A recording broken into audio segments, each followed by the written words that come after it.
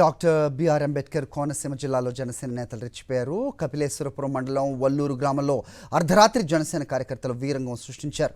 వైఎస్ఆర్సీపీ నేత పృథ్వీరాజ్ కారును ధ్వంసం చేసి బీభత్సానికి పాల్పడ్డారు. సమాచారం అందుకున్న పోలీసులు ఘటనా స్థలానికి చేరుకుని జనసేన నాయకుడు లీలాకృష్ణను అదుపులోకి తీసుకున్నారు. దీనికి సంబంధించి మరింత సమాచారం మా ప్రతినిధి హరీష్ అందిస్తారు. హరీష్, చెప్పండి. సో ఎన్నికలు ముగిశాయి, అయితే నమ్మకం ఉంటే ఇలాంటి దాడులకు పాల్పడే ఛాన్స్ ఉండదనేది ప్రతి ఒక్కళ్ళు చెప్తుంటారు. ఏంటి దాడులకు కారణం ఏంటి? ఒక రకమైన ఫ్రస్ట్రేషన్ అని తెలుస్తోంది. ఏంటి ప్రస్తుతం అక్కడ పరిస్థితి? గాయపడ్డ వారి పరిస్థితి ఎలా ఉంది? ఆస్తుల్ని ధ్వంసం చేస్తున్నట్టుగా కూడా అప్డేట్ అందుతోంది. ఏంటి మీ దగ్గర ఇన్పుట్స్?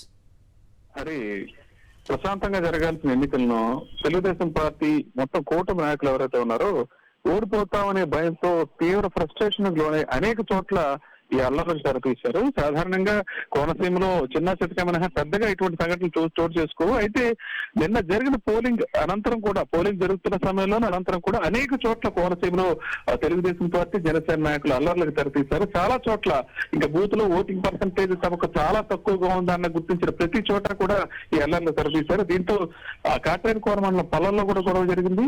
అమలాపురం రోడ్ల అల్లవరంలో కూడా గొడవ జరిగింది.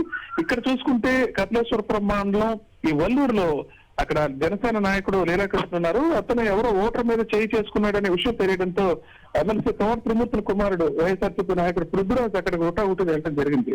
అయితే అక్కడ మొత్తం అంతా అప్పటికే రెచ్చిపోయిన జనసేన కార్యకర్తలంతా పెద్ద పెద్ద రాళ్లు తీసుకుని ఈ పృథ్వీరాజ్ వచ్చిన వాహనం మీద విసరడంతో వాహనం పూర్తిగా ధ్వంసం అయిపోయింది. అద్దాలు పగిలి మొత్తం వాహనం పూర్తిగా ధ్వంసం అయిపోయింది. దాంతో ఆయన వెంటనే వెనక్కి తిరిగి రావడం జరిగింది. దీంతో వైఎస్ఆర్సీపీ కార్యకర్తలు అక్కడికి వెళ్లే ప్రయత్నం చేయడంతో పోలీసులు వెంటనే వాళ్ళు వారించి ఆపేశారు. జరిగిన సంఘటనకు కారణమైన జనసేన నాయకుడు ఎవరైతే లీలాకృష్ణ ఉన్నారో అతను మాత్రం పోలీసులు అయితే అదుపులోకి తీసుకున్నారు. అసలు ఓడిపోతామన్న విషయం స్పష్టంగా తెలియడంతో ఈ అల్లర్లకు ఈ దాడులకు పాల్పడ్డారన్న విషయం స్పష్టంగా తెలుస్తుంది. సాధారణంగా అయితే ప్రతిపక్ష నాయకుడు కానీ ప్రతిపక్ష నేతకు చెందిన ఈ వాహనాలు ధ్వంసం చేయాలనే ఆ కల్చర్ కూడా ఇక్కడ లేదు. అయితే వల్లూరులో మాత్రం ఒక్కసారిగా జనసేన కార్యకర్తలంతా రెచ్చిపోయి తీవ్ర స్థాయిలో దాడికి పాల్పడ్డారు. వాళ్ళు ఇతర రాళ్లు కానీ వాళ్ళు దాడి చేసే స్థితిని కానీ చూస్తుంటే చాలా తీవ్రంగా ఉంది. దాంతో పోలీసులు కూడా పరిస్థితులు అదుపు చేయడం జరిగింది. అసలు లీలాకృష్ణ అదుపులో తీసుకున్నారు. అది